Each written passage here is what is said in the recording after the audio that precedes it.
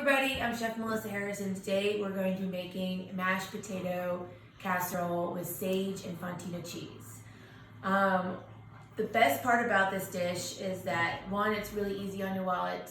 Two, we're making it with mashed potatoes, so it's a great dish to make the next day after you serve mashed potatoes that night. It's a great dish to make days after you've served mashed potatoes. So you really don't need too many ingredients. Potatoes, sour cream or creme fraiche, butter, salt, chopped sage, Parmesan cheese grated, fresh sage leaves.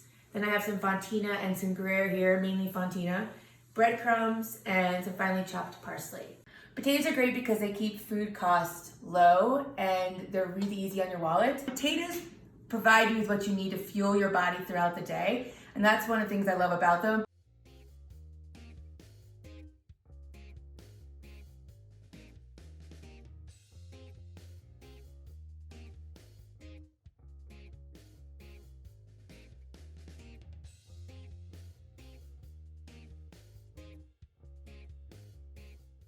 It's gonna be so good. We're gonna bake it for about 45 minutes until everything is golden brown and bubbly and the cheese is all melted.